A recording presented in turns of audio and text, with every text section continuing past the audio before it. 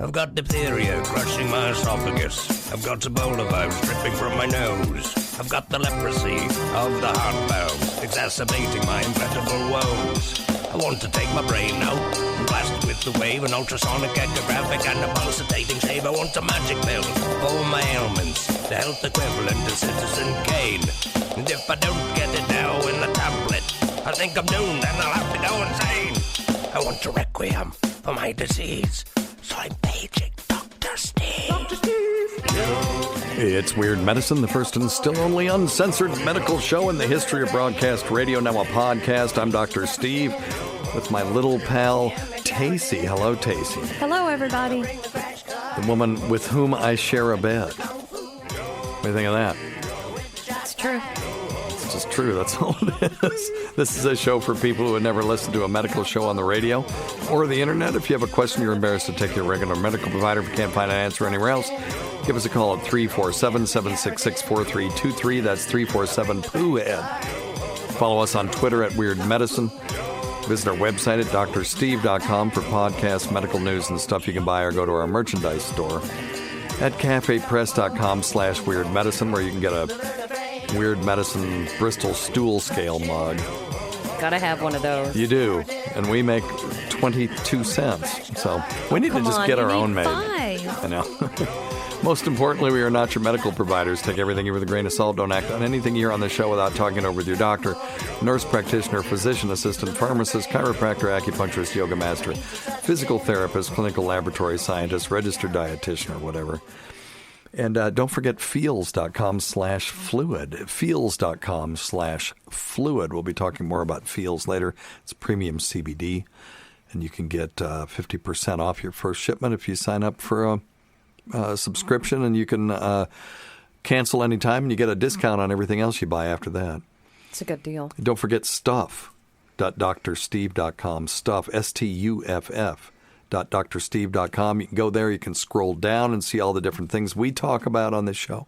Or you can just click through to Amazon, and it really helps keep our show on the air. So thank you very much, going to stuff.drsteve.com. And tweakedaudio.com. The best earbuds for the price and the best customer service anywhere. They are a Tennessee company. We really need to, we keep talking about it. I'd like to do a show over there sometime when this stupid pandemic is over.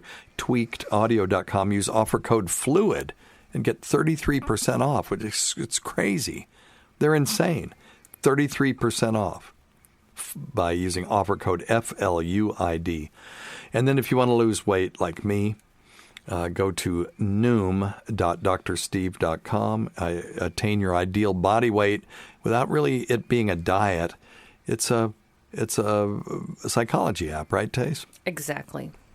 And it changes your relationship with food, and it changes your relationship with a lot of other things for the better in your life, too. So check out Noom, noom.drsteve.com. You get 2 weeks free and 20% off if you decide to try it. It's just a 3-week program or 3-month program, so it's not a big outlay, and there's no points and all that malarkey. And if you would like a weird... Oh, you hear that? 25 more new ones. Oh, yay. Everyone needs one. Weird Medicine face mask, guaranteed to be as effective as any other cloth face covering for going out in public. If you want people to notice you, they will with this because it's really goofy looking. So for $30... you can go to drsteve.com. In the middle of the page, it says, get every Weird Medicine show on a thumb drive, and you click on that. It takes you to PayPal. So for $30, this is what you get. A Weird Medicine face mask as long as they last. I've only got 25 left. And you get a thumb drive with 32 gigs of memory and about 19 gigs now of Weird Medicine content going way back to number 1. And, that's way back when it was just P.A. John and me, and then there was P.A. John and double vasectomy turd, and Jefferson the Shyster, way back before Dr. Scott was here, and then we went through the GVAC years, and now the Tacie year. Oh, Tacie 6 months. semester. I don't know about that. I don't think you might be around for a while. I think I know. And then check out Dr. Scott's website at simplyherbals.net. So what were you talking about? What is it that you... I have real clothes on. As opposed to... Yoga pants and a t-shirt. Boy, you didn't just not notice. You don't even understand. Oh, my God. No, I think you always look delightful. You always have real clothes on. I did last show naked, if you remember. Mm-hmm. Well, you had on your panties. I had underwear on. That's true. And then I did the Anthony Cumia show with Dave Landau afterward, talking about, it was something like coronavirus or something. I'm not sure what it was. Yeah, it was coronavirus. Mm-hmm. And I actually put a shirt on, but I had no pants on. It's because it's hot up here. It is. It is. It's not as hot as it has been, but it's still a little stifling up here. So anyway, thanks for being here, Tace. Glad to see you. You're welcome. Thank you for having me. You got anything? Interesting? Dr. Scott was going to be here today, and he finked out. Why did he fink out? Because, and then he wonders why I cross out his face when I send out autographed pictures of him. Yeah, that's really mean. That's got. It's funny. I'm just being silly. I always cross out P.A. John if he's in them, too, and I write, ugh. Did he have something better to do? Apparently. Making money. Oh, well. Which is right. These days, that's fine. Yeah. So totally fine. So check out Dr. Scott's website at simplyherbals.net, by the way. Oh, yes. Okay, what do you got? Speaking of how, of course, you were talking about coronavirus with Anthony. I looked all over the place for health news that wasn't related to the coronavirus. We have some calls today that are not coronavirus related. Good. And there really wasn't any. And not only that, but what there was, it was all politicized. And I just, not only could I not tell the world about it, or all four of you, but I just couldn't even stomach reading it. I'm just so over it. And there's idiocy on both sides of the political spectrum, as there always is. Mm-hmm. Dr. Fauci has had to hire security because his daughters are getting death threats. Oh, come on. What do they have to do with anything? And on the Today Show this morning, saw how many healthcare officials who work for the health department are quitting or retiring because they are also receiving death threats and having protests on their lawn and things like that. Yeah, when this first happened, people would sit outside the hospital and applaud when we went in. And now I hear that if you go into a grocery store in your hospital garb, some people will spray you with Lysol. So, better safe than sorry. It didn't take long for opinion to turn around. Part of this is, I talked to Mehmet from Channel 100 today, and he was just asking me, why do you think people are not listening to scientists and doctors? And the politicization of this is part of it, I think.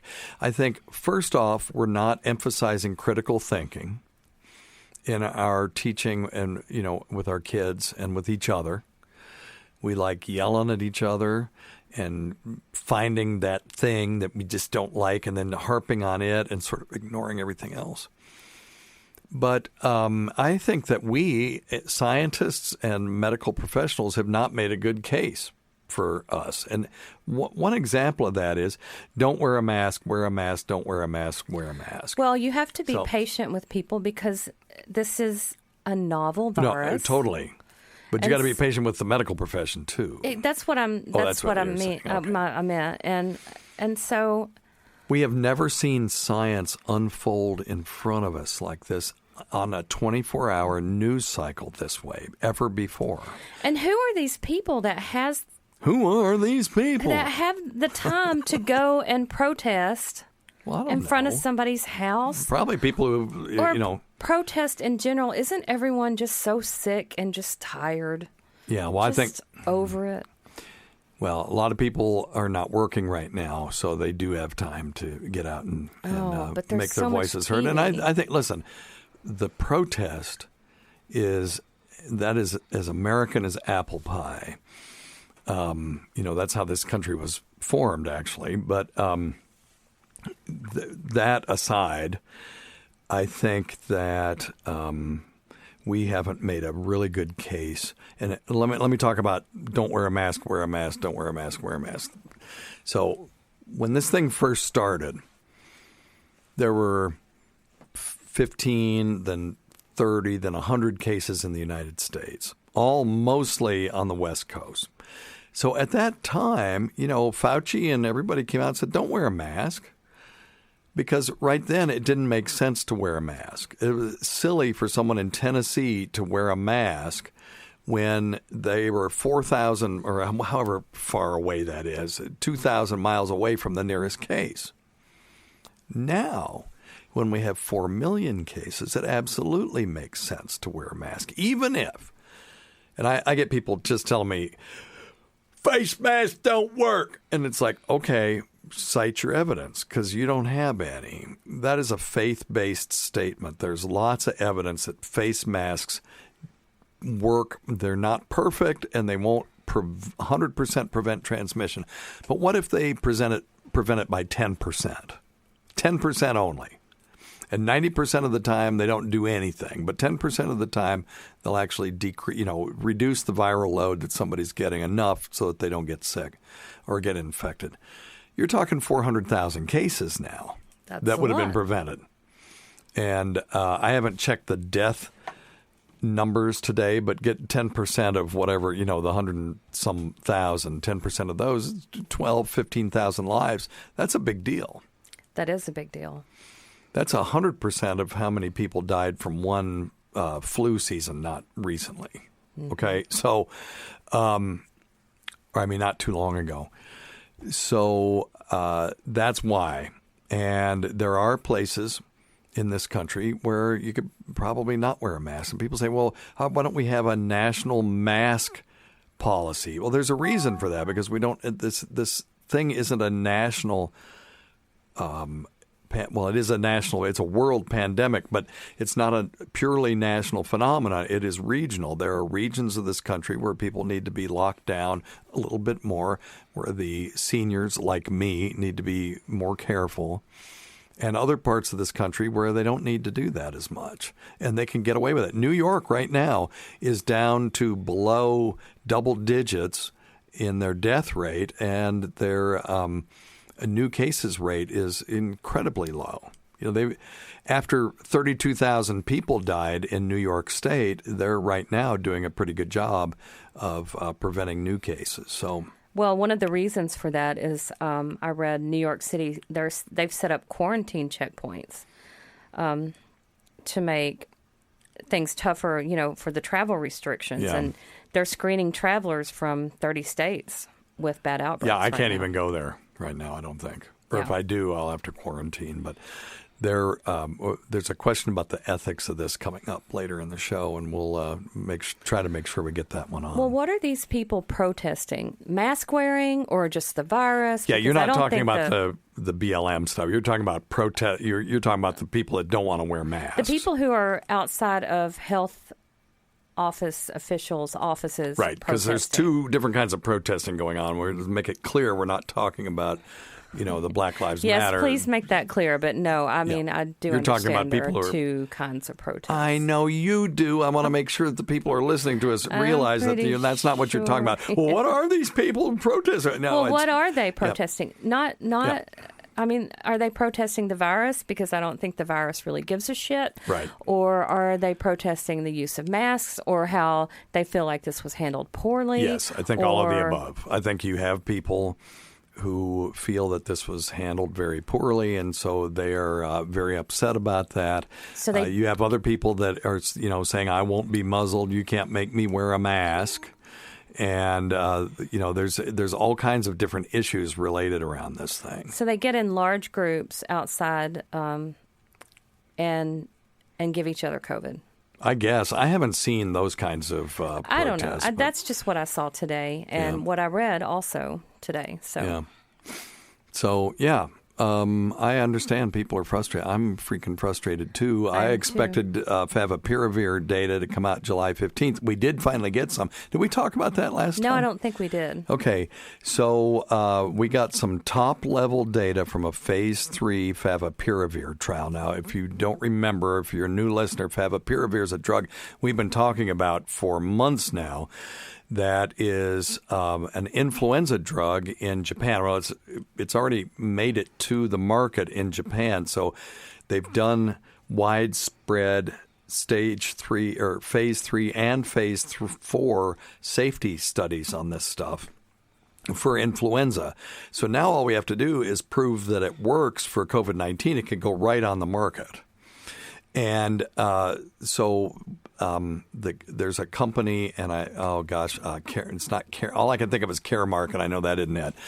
That is doing a phase 3 study, and they released some early data that showed that there was a significant improvement in resolution of symptoms. In other words, clinical cure, where people don't have a fever and they don't have symptoms.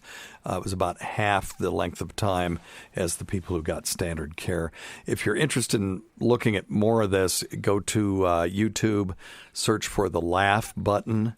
And if you go under playlists, there's my COVID situation reports. There's 15 of them, but the most recent one talked about the new favipiravir data. So it's still looking pretty good. Isn't quite the slam dunk I was hoping for. You hope for, 100% of them got better and nobody died.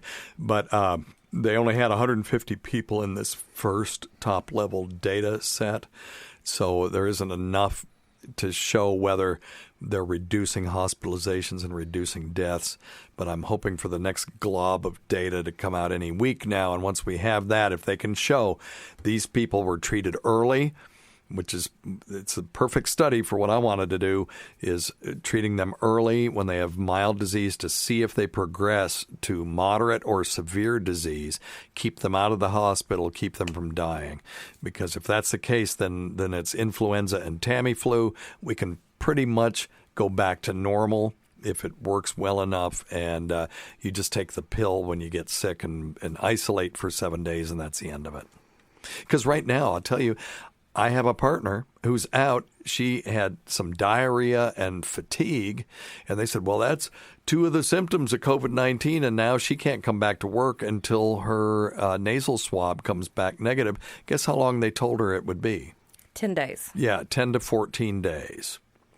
So that's some bullshit. Mm-hmm. And I've got another partner whose husband may have it, and so she's out, and we're trying to cover multiple hospitals and multiple cancer centers, and see lots of patients, and it's harder and harder to do when they're not letting people come to work, and we can't get the testing done fast enough. Why do we not have fast testing available to us? We have fast testing available. We have huge backlogs because everybody and their sister wants to have COVID-19 testing. Don't blame them. But what we're really doing now is mass screening. And mass screening is a whole nother beast than testing people who are sick and sick only. We were doing that in the beginning, and we caught hell for doing that because we were missing all these asymptomatic carriers. So now we're trying to do mass screening. But when you're doing it with a polymerase chain reaction test, it's a little different. You have to stick a swab way back in somebody's nose. They've got some new, more sensitive ones that they may be able to do it with saliva. But then it's got to go into a machine, and the machine has to detect RNA and then amplify it. Once it sees it, it has to make a copy of the fragments that it sees to build them up to the point where you can then detect it. Okay. Well, I've had friends who have been tested in a private lab. Yep. And they found out the results the same day. Yep. Yep. Well, there you go. So do that. They're bigger city people. Yeah. But highfalutin city folk. Highfalutin city folk. So anyway, so that's where we are right now. It's still a bit of a cluster, but there is hope on the horizon. The vaccine trials are proceeding apace. I am very optimistic that we'll have a vaccine maybe by October or November.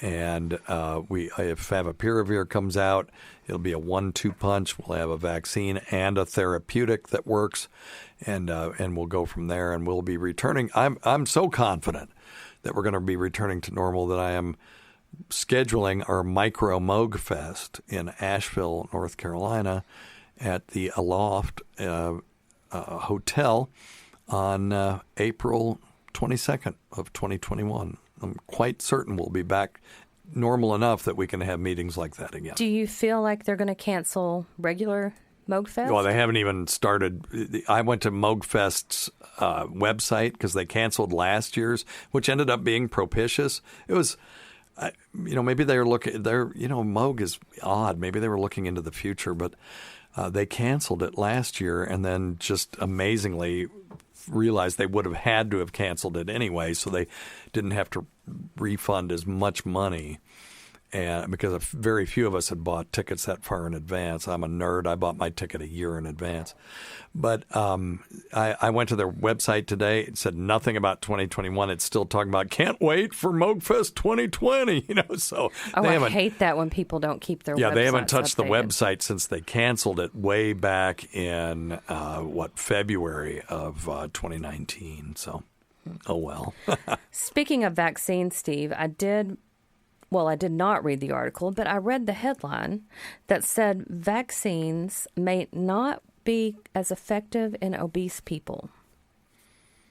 Really? Mm-hmm. Well, that's interesting. I guess I should have read that article. Yeah, but I didn't feel like it. Or you could have told me about it, and then I would have looked it up for you. But vaccines, obese, and obesity. Oh, this one says vaccines cause obesity. That's an anti-vaxxer site. Let me see. Is that what caused it for me? You're not obese. Okay. I know it's not the wine. Let me see. The weight of obesity on the human immune response. Okay, here we go. I found something on PubMed.gov.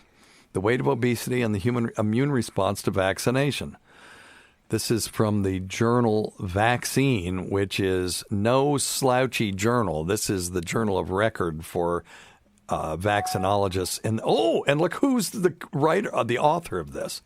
Gregory Poland, MD, my professor, when I was an intern, the smartest man I've ever met, who is now America's premier vaccinologist. Yeah. Wow. And we're going to have him on the show sometime, too. He promised that he would come on as long as I would teach him and his son, how to do a podcast. So there you go.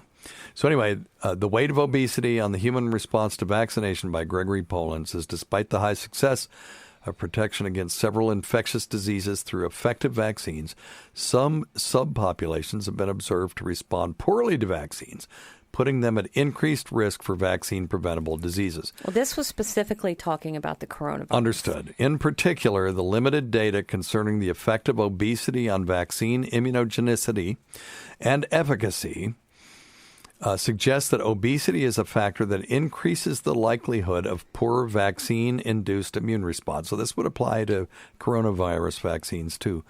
Obesity occurs through the deposition of excess lipids into adipose tissue through the production of adipocytes and is defined as body mass index of greater than 30 kilograms per meter squared. So that's your BMI.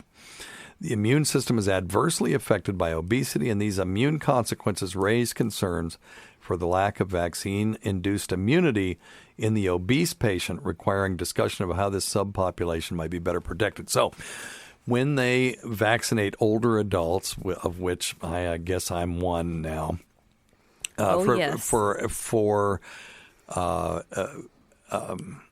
influenza, we get a double dose. So they may have to do that for our obeso Americans. They may also have to get Oh, how embarrassing. Excuse me, I'm going to need... Oh, excuse me, ma'am. We're going to have to give you 2 doses. Do you remember? Oh, how embarrassing. That James Gregory bit where he talked about how he was going on a puddle jumper from one Caribbean island to the other, and the guy was asking people their weights, and he said, "Why are you asking for weights?" And he said, "Well, so that we can put enough gas in the thing." He's like, "Well, fill her up." And he said, "I just know so that some woman's going to say, I ain't going to tell him how much I weigh." So, or at least lie about it. yeah.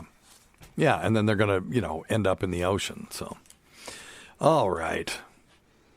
I don't know how many times I see in some of these Noom groups that I belong to on Facebook, women congratulating themselves on actually being the weight that they said they were. That is on their driver's license. Well, all right. You want to take a question? You have anything else? I've got a couple of other things. Okay. Yeah. Go. And we got time. Yeah. Well, I mean, I'm not saying they're interesting things. When have we ever been interested? Well, yeah, okay. Former First Lady Michelle Obama talks about low-grade depression during quarantine. Apparently, she suffered from it. Sure. I bet. Who doesn't?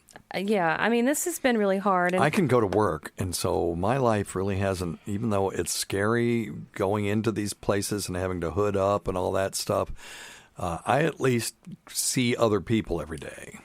It's terrible. You, on the other hand. Yeah, I hear that word pandemic and my heart just sinks. Yeah.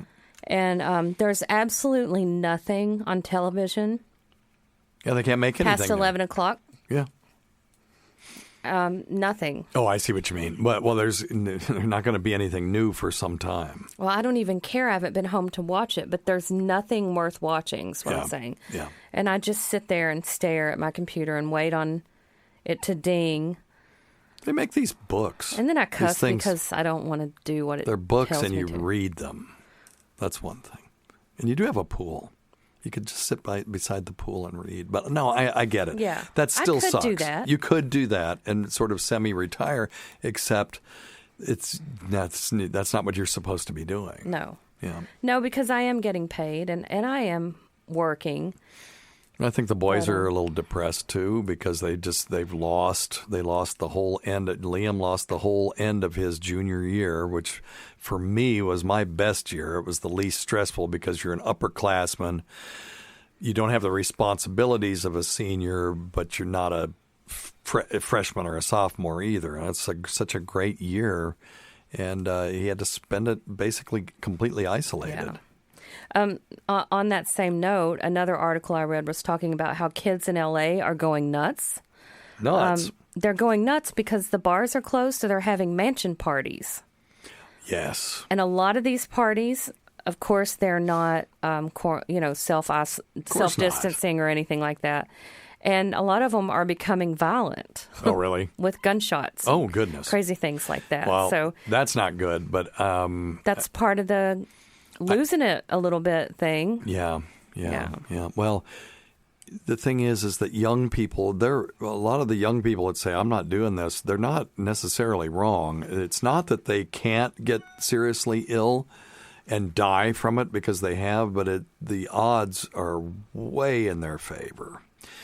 And so we're seeing these numbers, and they tend to be more the young where we're seeing the numbers rise.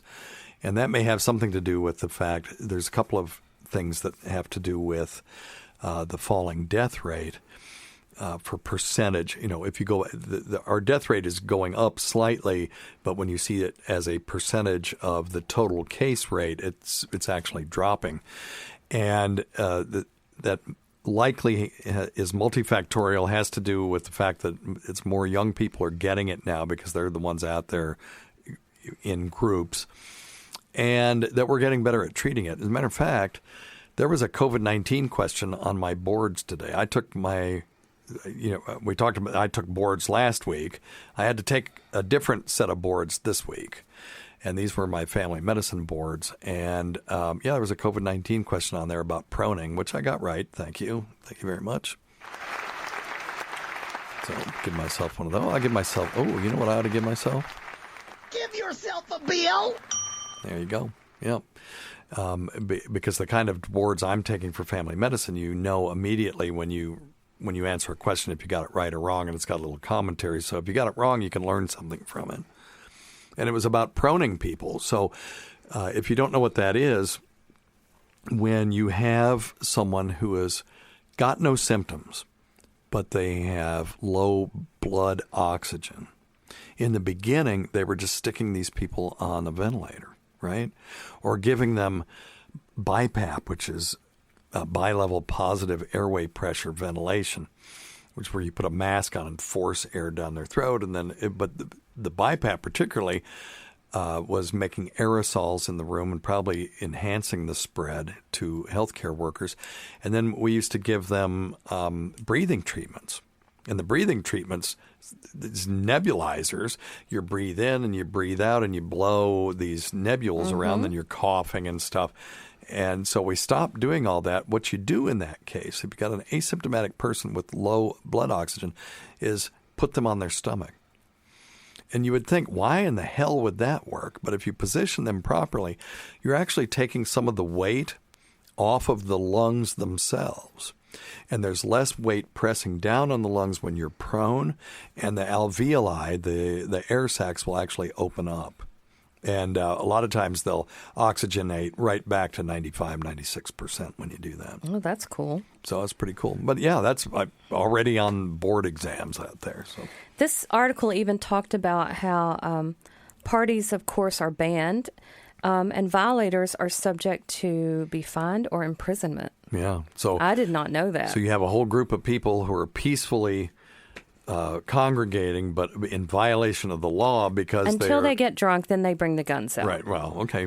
Yeah, if that happens, but then you're having to send the police up there, and then of course, law enforcement are at high risk of getting this disease as well. Yeah. So it's a mess. This is a nightmare, and but it's going to get better. 1918 had 3 waves. It got better, and then we had the Roaring '20s. We're in our second wave of this right now. You think so? Yeah, I mean that's the way what I'm calling it. We had the initial spike, and then you saw the curve start to flatten and decrease, and now we're seeing a resurgence again in some parts of the country. It's different than the flu waves, but it's similar, and but we have the advantage they didn't have, which is much better virology, much better vaccinology, much better intensive care, and we also have therapeutics and the ability to get these things in the pipeline at lightning speed. The fact that we have a possibility of a vaccine less than a year after this virus first appeared in China is nothing short of miraculous. And it's not a real miracle. It's a modern scientific miracle, because the people that are doing this really they're magicians, but they're just using science. And it's beautiful. This Moderna vaccine is the craziest thing. We talked about it a little bit. The Moderna vaccine is just a strand of RNA. And our messenger RNA, it's not a virus protein like a normal vaccine is. This is an instruction set. You're basically sending like an app, the instructions from an app, or like you probably don't remember, but we used to have punch cards to program computers. It's like sending a stack of punch cards into the cells, and then the cells themselves make the vaccine. This messenger RNA goes into the cells, works its way into the cells, is picked up, and then is transcribed by transcription RNA and ribosomes to make the protein that is then excreted into the cell wall, and then the body starts making an immune response against it. And it acts a lot more like an infection, and you get better immunity from that.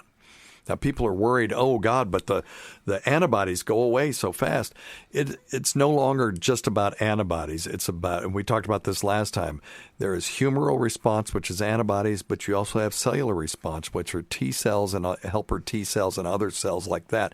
And there are memory T cells that will always remember the infection, and they will be there to fight it off the next time you get it. Today's episode is brought to you by Angie. Angie has made it easier than ever to connect with skilled professionals to get all your jobs and projects done well. Let me tell you, there's the version of it where you try to do something at home, and then there's a version of it where you have someone help you, you watch them do it the right way, and you go, thank God I didn't try to do that myself. I have fully done things around the home that I think look good, and then a bang in the night, and I wake up to a shelf collapsing, a painting falling off the wall. I've seen it all go south. I own a home, and I can tell you, I know how much work it can take. Whether it's everyday maintenance and repairs or making dream projects a reality, it can be hard just to know where to start. But now all you need to do is Angie that and find a skilled local pro who will deliver the quality and expertise you need. Whatever your home project, big or small, indoor or outdoor, you can Angie that and connect with skilled professionals to get the project done well. Right now, one of my wish lists is I want a bike for my condo in Milwaukee, and I would love to rig it up on a pulley in the ceiling because I have one of those like lofted ceilings, but I'm so scared to try that on my own. Angie has 20 years of home experience, and they've combined it with new tools to simplify the whole process. Bring them your project online or with the Angie app. Answer a few questions and Angie can handle the rest from start to finish, or help you compare quotes from multiple pros and connect instantly, which means you can take care of any home project in just a few taps. Because when it comes to getting the most out of your home, you can do this when you Angie that. Download the free Angie mobile app today or visit Angie.com. That's ANGI.com. So do not fear. Okay? Not fear. One more thing. Fear is the mind killer. Apple and Frank Google's Herbert said. COVID-19 tracking system to be debuted in a new Virginia app called COVIDwise. When we heard about this back in I know, January, but it kind of what's taken disappeared. so long? And it's interesting because, again, on Facebook, been spending a lot of time on there, excuse me. So a lot of my Facebook acquaintances have put don't call them friends. long little thing on, what do you call it, Facebook message? I don't know, saying, if you decide to be a part of this tracking, please unfriend me, delete me from your phone, delete me from, and it's just like, come on. But and it's always the people you would suspect that would see. Would Do you have you don't have your iPad with you, do you? Yes, I do. Okay, look up Singapore chip tracking because I heard about this, but I haven't read any hard information about it. That in Singapore they're actually going to be putting a chip under people's skin to track them, to do contact tracing, and so the hypothesis is that if you have this, you can trace everyone that this person – so you find someone that is COVID-19 positive, you put them in the system, and then you can go bing, bing, bing, bing, bing. You can see everyone that person came close to. Speaking of which, with that – With deadly accuracy. I've been seeing a lot of end-of-time posts as well. Yeah, okay. Well, so those we're are also in the end of times, and every generation thinks that they're in the end times. That is definitely true. One of them will be right sometime, at some point in the future, particularly when our star decides to become a red giant. That generation that has that last perfect day, they'll be the right ones. But if you go back thousands and thousands of years, every generation thought they were the last. So I have, I did pull up Did you find something Singapore on that? chip tracking. Okay, what do you got? Well, I don't want to read it. Yes. Well, there's a bunch of things. Here's one that says not a tracking device. Singapore authorities clarify details. Okay, then what is it? Well, it looks like a video, and we can't do that. Okay, let me see. Well, that's pretty much all it says. It's not a tracking device. Minister in charge of the Smart Nation Initiative, Vivian Bubbleba, said on Monday. And then that's all it says. It's a YouTube video. You can look at it. Okay, that's okay. Like. Singapore building wearable tracking device for citizens because phone-based COVID-19 tracking isn't good enough. Okay. So but Singapore is developing that here, a wearable tracking device that will reveal if citizens come into contact with COVID-19 infected people. We are developing and will soon roll out a portable wearable device. Okay, so it's not the number of the beast, folks. They're not injecting it under their skin. We're developing and will soon roll out a portable wearing device that will achieve the same objectives as Trace Together, but will not depend on possession of a smartphone. If this portable device works, we may then distribute it to everyone in Singapore. Okay. You know what else freaks people out? It's just contact tracing. That's all it is. Cashless society. That freaks people out. Yeah. Well, I think it's a good idea. Well, I just don't ever have it, so. Right. When have you had cash? Never. It's or like a checkbook. It's like I'm the keeper of your checkbook. Play date and I don't think when I get cash. Right. I know. I hear the same things. I'm cool with all of it. Bring me the cashless society. Bring me the tracking chip. I'm good. Just put it in me. Let's go. I'm ready. Okay. Let's just do it. All right. Number one thing, don't take advice from some asshole on the radio. The bidets on the podcast or FM radio the other day, and I figured I'd give you a call about the first time I went to Japan, Tokyo, and visited. Okay, so he's talking about our bidet discussion. Okay. Which I have my bidet going, and I love it. Although it was a little trickier on mine. It kind of goes off to the side, so I have to wiggle around and stuff. I've got to fix that to figure out how to get it to shoot straight down the old Star Wars channel. Poop shoot. Yeah. Or, yes, there you go. I was trying to, anyway. We went to the train station, or the Marriott across from the train station downtown Tokyo. Okay. And we went into the room, my wife and I, and looked around, kind of tiny room, went to the bathroom, and it had one of them toilets in there, and I'm like, called my wife in, she looked at it, and I'm like, that looks like pretty cool for the morning. So anyways, the next morning I get up, do my thing, and get that. It had a little arm on it with these controls. Yep. I pushed it, set it to hit the keister instead of, since I don't have a jai-jai, it would have knocked me in the nuts. But then I pushed the little green button, and I heard this motor go on. This rod was coming out of there, and it stopped and then fired a shot right dead center of my keister. And I shot off that toilet like a dart. And then the water's all over everywhere. Turned around and shut that was squirting the door of this hotel room. Yeah. Turned around, shut the water off, and that little rod went back into the toilet and rotated itself, cleaning itself. So then I'm a cowboy, Dad. I'm rough and tumble, tough son of a bitch. So I got back on that thing and pushed that button again. Here's the rod coming out. I'm getting all prepped for that bad boy to hit me. Clenching your tank. And it fires it in there. I'm ready this time. It hits me right dead center, and I'm like, I'm sitting there, my eyes are rolling back and forth. I'm like, this thing is like swishing back and forth, just a little tickle of the pike back there.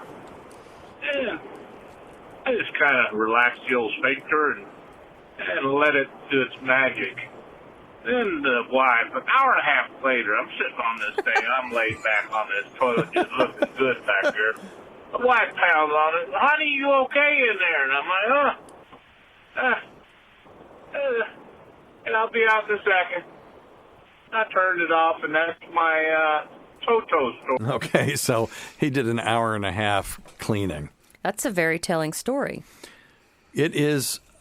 We have the Tushy, and it sits at the back and sort of shoots forward. Now, if you turn it on and you're not there, it will squirt you square in the eye or in the middle of the chest. I mean, it will go across the room. Because the first time we turned yours on, it went everywhere. It went everywhere. Mm-hmm. And but it's I would love to have one of those that's made to do that. Now those toilets are, I think, like $10,000 a piece because I priced them at one point. Let's see, Toto toilet price. Oh, okay, only $5,000. Now, they have a Toto washlet, which is $429, which looks like it's a toilet seat, the seat part that's got the thing built into it. And, oh, wow, here's a $7,000 Toto. But I want the toilet. I want the toilet with all of it built in, with the lights and all of that stuff, That would be nice. It would be nice. All right. Our computer is shitting the bed over Oh, there here. you go. That's okay. good. Yeah. All right. Okay, doke. Well, thanks for the bidet story. Hey, Dr. Steve. Charlie from Western Maryland. My wife recently was diagnosed with acute hypertension. Okay. Just out of the blue. She was at her OB visit in May, and her blood pressure was 106/68. Okay. This past Thursday, it was like 260/160. Oh, God. Which, went to the emergency room and got some meds for it. She's 41, 5'1", 108 pounds. She runs 6 or 10 miles a day, 6 days a week. She's super athletic. So I guess what happened? Like, what could be the possible cause for, like, sudden onset high blood pressure? Yeah. They gave her medicine. It's in line now, and she wants to get off the medicine as soon as possible because it's making her really tired and lacking energy. Yep. But we don't know what the cause was. We're working on getting it. Well, that is for the primary care or even a cardiologist to figure out. Acute hypertension. It's possible that it was just her time to start having high blood pressure issues, and her body's system just shut down to the point where she had this insane, what we call stage 2 hypertension. But I would ask several questions. What medications is she on? Because every once in a while, you'll get an interaction between medications that can cause something like this. Was she started on a new medication? Was there anything that she took? What was her blood work like? Were her kidneys okay?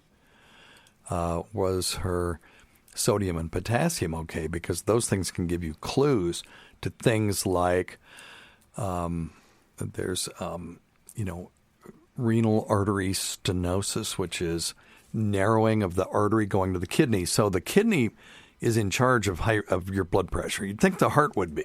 The heart is the engine, but the kidney really is the controller. So if you decrease blood flow to the kidney for whatever reason, what's it going to do? It's going to think, oh, no, this person's blood pressure is too low. I need to increase their blood pressure. And it will do that. And it will keep increasing it until it sees the blood pressure that it thinks that it needs to see, because it has no way to detect that you've narrowed the blood supply, or decreased the blood supply to the kidney. So there's a whole protocol for this. Things that can cause, besides genetics and overweight and medications, sleep apnea can cause it. Like I said, kidney problems, any problems with the adrenal glands. There are thyroid problems, and oral birth control, different cold remedies. Like, if she had allergies and she took some Sudafed every once in a while, you'll see somebody come in with a really high blood pressure from that. So let us know what they find out. There is a method to figuring this out. Now, whether you want to know if it's acute or chronic. So how would you figure that out, Tace? Keep taking it. Keep taking her pressure to see. Yeah, keep taking the blood pressure and then decrease the medication. If she decreases it and comes off of it and her blood pressure goes back to 106/60, it was an acute event, probably caused by medication or some short-term problem. If it remains elevated, however, she now has chronic hypertension, and it's more likely to be genetic than anything else. Sounds like she couldn't be doing anything better. Right. Yeah, she's doing everything right. Yeah. So you can't beat your genetics sometimes. And there are other things. There are a couple of hormonal things. There's a weird little tumor called a pheochromocytoma that actually releases hormones that can increase your heart rate and markedly increase your blood pressure. But we usually see that in 80-year-old little old ladies and stuff. We don't see that in somebody young like her. But anyway, they would do a urinary catecholamine and some other studies like that to determine if, is there a secondary cause for this? All right? All right. Hello. So I had a question about COVID and your thoughts on workplace environments that are not safe, spaces, where people can't open windows, and there are people continuously testing positive for COVID. What your thoughts might be around people, for instance, saying or faking that they have COVID symptoms to get time off from work to try to avoid being in that unsafe space while still hopefully keeping their job past 2020 and hopefully maintaining their health past this year to get to the next year. What you thought about that type of strategy to buy time to get to a point where we would have a vaccine or even better treatments, since the longer you can avoid getting sick, the better your chances are of surviving. And I really hate to put you on the spot with this, but I'm curious about a doctor's thoughts around the ethics that surround this issue. Well, you know what the ethics are. You wouldn't be asking about it. On people and workers. But people seem to be risking their lives daily to keep their jobs. Yep. But there's that too. Is this the type of thing that's absolutely forbidden for doctors? Or if strategy could save someone's life, is it something that a doctor should even consider? Okay, so the ethics of it is that we can't falsify data. I can't, in good conscience, have you come to me and say, look, my workplace is unsafe. Can you tell my employer that I have COVID-19 so I can get out of going to work? That I can't do. But what I can do is talk to your employer about making their workspace more safe. Now, you can go to the cdc.gov and put in COVID-19 employer information for office buildings, and there's a whole slew of things that they can do, and you can complain to HR too if you really feel like your area is unsafe. I have friends in air traffic control circles, and they've done a really good job at making their workplace a safe place to work, even though they're cooped up in a really small environment and cooped up together. So you have to evaluate the building, its mechanical life safety systems to determine if the building's ready for occupancy, obviously. The ventilation systems in the facility have got to operate properly. And if you're moving air, you're less likely to stimulate an outbreak than if you have still non-moving air. You've got to increase the circulation of outdoor air as much as possible. I know you said you can't open windows. Well, if you have windows, they need to make them so that maybe you can open them. And you also want to minimize the risk of Legionnaire's disease. So you need to make sure that all your water systems, your sinks, your faucets, your drinking fountains, and the air conditioning devices, all of those things are functioning properly, because Legionnaire's disease loves to live in pooled water, and it's the number 3 cause, Tace, of pneumonia, community-acquired pneumonia. Are there not labor laws to prevent this type of thing? Yes, so if they're violating them, then they can do something about it. So, your employer can do a thorough hazard assessment in the workplace to identify potential workplace hazards. They need to be screening people when they come in. I do not understand businesses that want to do business with the public, particularly, that aren't screening their employees. I think if you do that, you're showing, hey, look, we're taking these steps to do this. Mm-hmm. So yes, our employees are all screened, 100%. Come in. You have to sign an affidavit saying that you're asymptomatic, and that and then they take your temperature. I feel very fortunate that my company goes above and beyond. Agreed. Just above and beyond what they need to do to keep us safe. These companies really need to include employees in the communication plans to tell them what they're doing. Employers don't just do stuff, and you may be doing all the right things. You got to communicate that to your employees so that they feel safe. Okay? Because it's not just about the employees; it's about the employees' family and extended family and friends. The CDC recommends modifying workstations to maintain social distancing of 6 feet between employees where possible, and install transparent shields or other physical barriers where possible to separate employees when social distancing isn't an option, and to arrange chairs in reception areas by turning, draping, doing whatever you can to remove chairs or whatever you got to do to maintain social distancing when you get out there.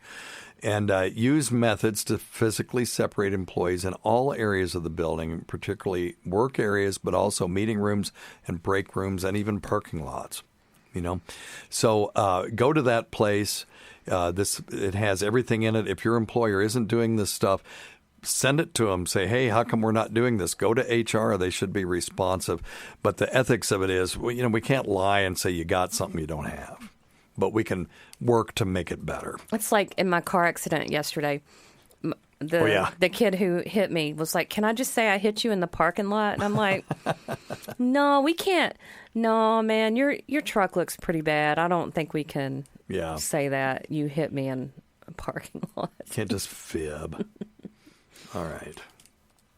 But he tried, so okay, there you Dr. go. Steve, I finally got the results for my coronary calcium score. I had that done a couple weeks ago. It was a bit of a hassle, but it was just because of COVID and trying to schedule stuff. Anyway, my doctor had diagnosed hyperlipidemia, elevated LDL. I mean, not good. I think it was like at a 140, 145. And anyway, I got that down to about 100 or just under 100. Hey, good by job. changing my Excellent. diet, cutting out the cheese and the dairy so often. Anyway, the total calcium score was a 61, and they put me in the percentile of 75th percentile. I don't know what that means. And then they broke it down to the different valves, heart valves. And the left main artery, 0, and then left anterior descending was 25. The circumflex was 3. The right coronary artery was 33, and posterior descending was 0. And the other vessels were 0. So Okay. they said I was good until I'm 55, 10 more years from now. So I guess I'm just going to keep doing what I'm doing. Okay, that sounds good, man. So he has one risk factor, which was hyperlipidemia, if I heard him right. Mm-hmm. And you want to do the calcium scores. Look, this insurance doesn't pay for this yet, but most of the time they'll do these on off cycles during CAT scans. It's a very low dose CAT scan. You go in, and it takes literally 3 minutes to do. And they calculate your risk of developing coronary artery disease through through looking at plaques or calcium buildup in the coronary arteries. So it's calculated based on the amount of plaque that they see on the CT scan, and then they convert it to a percentile rank based on your age and your sex. So the result from your cardiac scoring is usually sent to your doctor, and his was 60-something. So 1 to 10 is a small amount of plaque. You have less than 10% chance of having heart disease, and your risk of heart attack is low. 11 to 100 is some plaque. You have mild heart disease to a moderate chance of heart attack. Your doctor may recommend other treatment in addition to lifestyle changes. And then if it's 101 to 400, you have a moderate amount of plaque. And if it's over 400, you have a 90% chance that the plaque is blocking one of your arteries. So that's yikes. So what your primary care is going to do is mitigate risk over time, make sure you're not smoking, keep your blood pressure down, get your blood sugars under control. And if they're out of control, increase your exercise, and they're going to keep you on that cholesterol-lowering drug, because the statin drugs, as much as Dr. Scott hates them, have been shown to decrease the risk of heart attack and stroke, and to even sometimes reverse plaques. Why does he hate them so much? Well, he's a traditional Chinese medical professional. I mean, he's not a big fan of a lot of things that we do in allopathic medicine. But he feels that the downsides, the risks are worse than the benefits, and I disagree with him on that. So, it's just one of those things. So, when they do the CT scan, they just lay you down, you put your hands over your head, and they run you through once, and you're done. You're out of there, and they can give you the result right then. So it's a pretty neat test. We talked about this.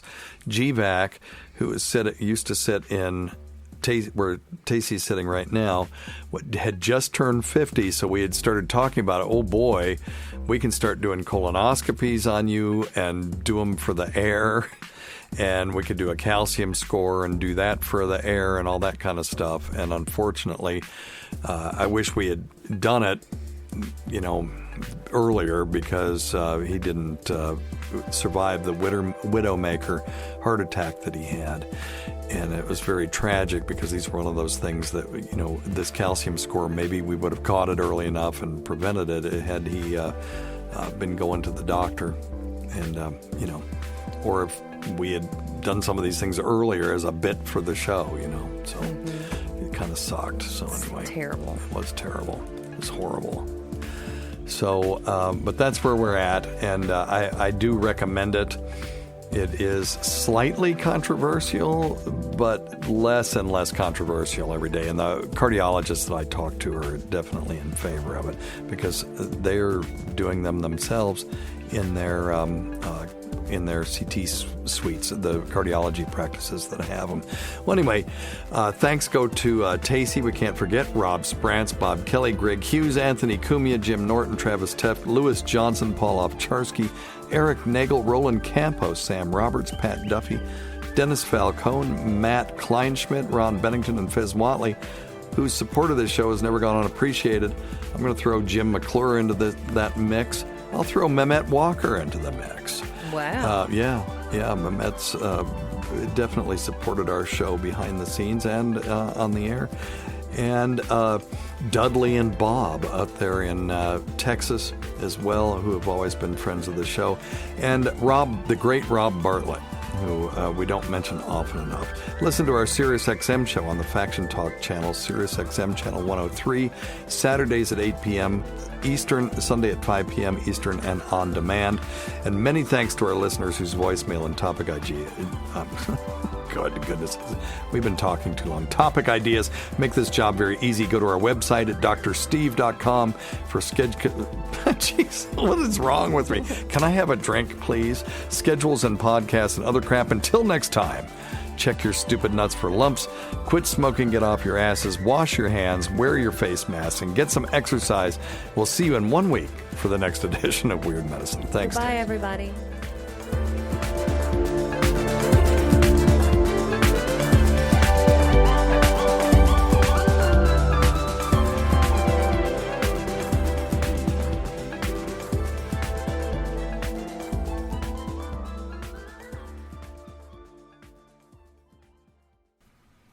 Oh, and my niece Holly. She likes getting a shout out. Hi, Holly.